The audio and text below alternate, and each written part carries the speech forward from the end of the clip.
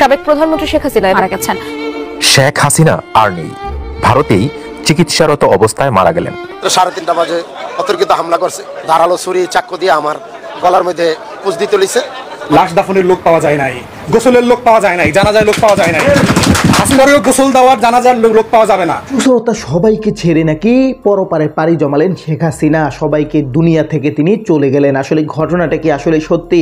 তো সুশ্রোতা, শেখ হাসিনা নাকি রাত 9:30 মারা গিয়েছে। দর্শক, আপনারা জানেন যে 5ই আগস্টের পর এই বাংলাদেশ ছেড়ে তিনি ভারতে পাড়ি জমান, কিন্তু সব অবশেষে সেই ভারতে এটা কি হলো শেখ হাসিনার। দর্শক, কথা না বাড়িয়ে চলুন আমরা ভিডিও মূল আলোচনা চলে যাই। ভিডিও মূল আলোচনা চলে যাওয়ার আগে আপনার কাছে আমার ছোট করে একটু, আপনি প্রত্যেক মুহূর্তের আপডেট পেতে চাইলে অবশ্যই চ্যানেলটি সাবস্ক্রাইব করে দেবেন এবং পাশে থাকা বেল আইকনটি ক্লিক করে দেবেন, তাহলে প্রত্যেক মুহূর্তের আপডেটগুলো সবার আগে পৌঁছবে আপনার কাছে। তো কথা না বাড়িয়ে চলুন আসলে ঘটনাটি তাহলে বিস্তারিত দেখে আসি। রাত্রে 3:30 বাজে অতর্কিত হামলা করছে, ধারালো ছুরি চাকু দিয়ে আমার গলার মধ্যে পুঁজ দিতে লিছে। আমি একটু পিছিয়ে গেছি, পরে গলার নিচে লাগছে। কারা করছে? সাদিয়ানিরা, সাদিয়ানি গ্রুপ, ওয়াসিফুল ইসলাম গং, হ্যাঁ, বাংলাদেশের মুয়াজ বিন নূর, এরা আলেম দেখতে পারেন, আলেম বিদ্বেষী। এরা হইল ইহিদিনা সারার দালাল, আলেম শেষ করে লাইতে চায়। এই আলেম শেষ করার গ্রুপ, এটা হলো সাদিয়ানি গ্রুপ। অনেক আলেম রে, মাদ্রাসার ছাত্র গো, আমাদের তিনচিলা তাবলিগের সাথী গো, জবাই করে তুরাগ নদীতে ভাসায় দিছি। আমরা সবাই ঘুমায় রয়েছি। আমরা এরকম এই 1-1.5 হাজার সাথী আমরা আলেমদের সাথে আছি। আলেমেশ্বরার আলেমদের সাথে আমরা এই পাহারার জন্য এখানে অনেক মাল সামান আছে, পাহারা দিতে হয়। এরপরে মার্কাজ আমাদের ইজতেমার জন্য প্রস্তুতি চলতেছে। রাত্রে আমরা শুয়ে রয়েছি। রাত্রে 3:30 বাজে অতর্কিত হামলা করছে, দেশি অস্ত্র চাকু দিয়া, এরকম ধারালো ছুরি চাকু দিয়ে আমার গলার মধ্যে পুঁজ দিতে লিছে। আমি একটু পিছিয়ে গেছি, পরে গলার নিচে লাগছে। আর আমার হাতে কূপ দিছে, এই হাতের মধ্যে কূপ দিছে, আমার লোহার রড দিয়া পিটাইছে। এরপরে হকি স্টিক দিয়া। Double million offer, Walton fridge কিনে পেতে পারেন 20 লক্ষ টাকা, রয়েছে কোটি কোটি টাকার নিশ্চিত উপহার। দিয়া পিটাইছে সাদিয়ানিরা। এরা কারা করছে? সাদিয়ানিরা, সাদিয়ানি গ্রুপ, ওয়াসিফুল ইসলাম গং, হ্যাঁ, বাংলাদেশের মুয়াজ বিন নূর, এরপরে এই ওসামা। তারা করছে হইল আপনার, এরা আলেম দেখতে পারেন, আলেম বিদ্বেষী। এরা হইল ইহিদিনা সারার দালাল, আলেম শেষ করে লাইতে চায়। ইসলামের মূল ভিত্তি হইল কোরআন, আর কোরআন সবচেয়ে ভালো বোঝে আলেম ওলামারা। আর কোরআন দিয়া তাবলিগ চলবো, কোরআন বোঝে সবচেয়ে আলেমরা। সেই আলেমগুলোকে আমরা আছি। এই আলেম শেষ করার জামাত, আলেম শেষ করার গ্রুপ, এটা হলো সাদিয়ানি গ্রুপ। কি করে নবীর ওয়ারিস আলেম দুনিয়ার থেকে বিদায় হয়? সব আলেম, অনেক অনেক আলেম রে, মাদ্রাসার ছাত্র গো, আমাদের তিনচিলা তাবলিগের সাথী গো, মাইরা এরকম কি জবাই করে নদীতে ভাসায় দিস। আমরা নিচ্চকে দেখছি, তুরাগ নদীতে ভাসায় দিস। আমার সামনে একজনের গলার মধ্যে পুঁজ দেওয়া, নগদ জায়গার মধ্যে ডেট।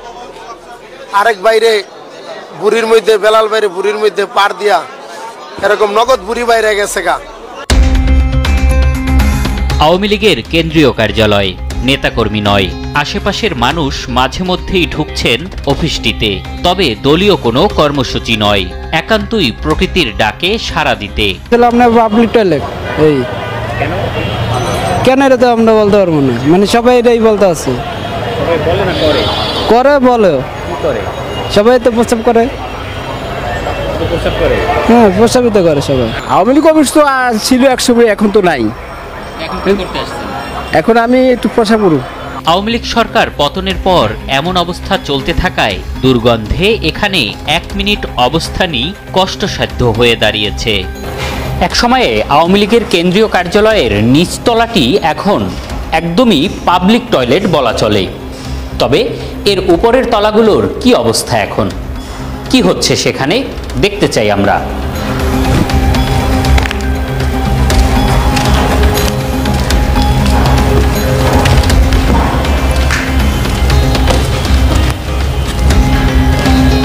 সিঁড়ি ধরে উপরে উঠতেই দেখা মেলে ভবঘুরেদের।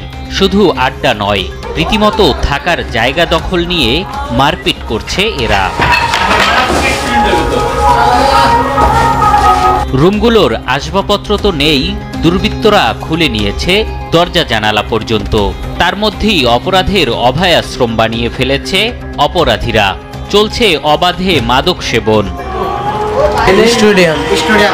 স্টেডিয়াম এখন এখানেই থাকো? অবশ্যই। এমনি কোনো ঝামেলা টামেলা নাই? ঝামেলা কে করতে এনে সবাই আয় হবে গাঞ্জা মাঞ্জা গাইতে হয়, প্রসাব করতে হয়, বাথরুম করতে হয়। এখানে মানুষ এখন বর্তমানে হাঁকতেছে, বাথরুম করে, প্রস্রাব করে এবং গাঞ্জা খায়, বাবা খায়। এখানের মানুষজন এখন এটাকে একটা আস্থানা বানিয়ে ফেলছে যে গাঞ্জা, বাবা, হিরোইন। রাত হলে দেখবেন যে অনেক লোকজন দল বাইদা উপরে ওঠে, উপরে ওইটা এগুলা খায়, মাদক সেবন করে, হাগে, বাথরুম করে, প্রস্রাব করে, যে যেমনে যার স্বাধীনতাভাবে চলতেছে, খাইতেছে এখানে। আরও উপরে উঠলে দেশ টিভির ক্যামেরায় ধরা পড়ে দেহ ব্যবসার চিত্র। রাত হলে যা আরও বাড়ে বলে দাবি স্থানীয়দের। এখানে যে যারা নেশা করে, মাদক, গাঞ্জা, ইয়াবা এগুলা সেবন করে, রাতের দিকে মহিলারাও আনাগোনা হয়। অপরাধীদের অভয়াশ্রম থেকে রক্ষায় প্রশাসনের নজরদারি বাড়ানোর তাগিদ স্থানীয়দের। তো দর্শক, আপনার ভিডিওটি দেখলেন, ভিডিও দেখে যদি আপনার কোনো মন্তব্য থাকে তাহলে অবশ্যই কমেন্ট বক্সে আপনার মূল্যবান মন্তব্য জানিয়ে দিবেন। দর্শক, এখন আমরা পরবর্তী একটি ভিডিও দেখব, যেটাতে আমরা আরও কিছু তথ্য আমরা জানতে পারবো। দর্শক, চলুন আমরা সেই ভিডিওটি বিস্তারিত দেখে আসি। টঙ্গীতে ইজতেমা মাঠ দখলকে কেন্দ্র করে তাবলিগ জামাতের দুই পক্ষের সংঘর্ষে ৩ জন নিহত হয়, আহত হয় শতাধিক মুসল্লি। সংঘর্ষের জন্য পরস্পরকে দোষারোপের পাশাপাশি নিহতদের নিজেদের সমর্থক দাবি করেছে উভয় পক্ষ। পরিস্থিতি নিয়ন্ত্রণে টঙ্গী ইজতেমা ময়দান ও আশেপাশে এলাকায় সতর্ক অবস্থান নিয়েছে সেনাবাহিনী, বিজিবি সহ আইনশৃঙ্খলা বাহিনী। সহকর্মী নজরুল ইসলামের প্রতিবেদন, জানাচ্ছেন টুব্বা ফ্রোজ। টঙ্গীর বিশ্ব ইজতেমা ময়দান দখলকে কেন্দ্র করে মাওলানা জুবায়ের ও সাদ কান্দলভির সমর্থকদের মধ্যে দফায় দফায় সংঘর্ষ হয়েছে।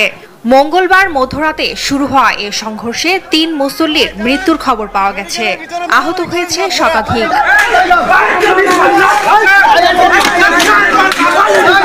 নিহতরা হলেন রাজধানীর দক্ষিণখানের বেলাল হোসেন, কিশোরগঞ্জের বাচ্চু মিয়া এবং বগুড়ার তাজুল ইসলাম।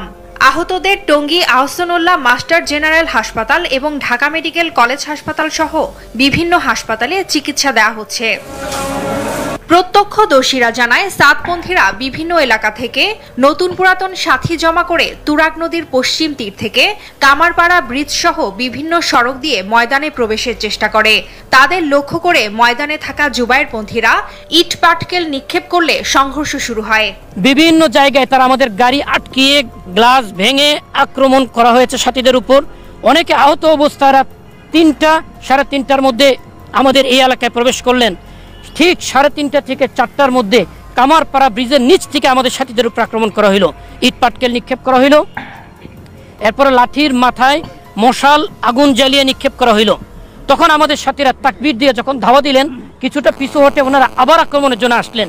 এই তখন ধাওয়া পাল্টা ধাওয়া শুরু হইল। আমাদের আগের থেকে ঘোষণা দেওয়া যে আমরা 5 দিনের জোর টঙ্গীর ময়দানে করব, যেহেতু টঙ্গীর ময়দান এখানে জায়গাটা খালি আছে, এই জন্য আমরা 5 দিনের জোর করতে আসছি। এখান থেকে অনেক জামাত বের হবে। এই ঘটনায় পরস্পরকে দোষারোপ করছে উভয় পক্ষ। নিহতদের নিজেদের পক্ষের বলেও দাবি তাদের। এখান থেকে উস্কানিমূলক কিছু পাইছে, তারা নারাও থাকবে আল্লাহু আকবার করে ডাক দিছে, ডাক দিয়ে সব সাথে উড়ে গেছে। এই তখন এবারে দাওয়া ফালদা দাওয়ার মধ্যে আমরা সাথীরা ঢুকে গেছে।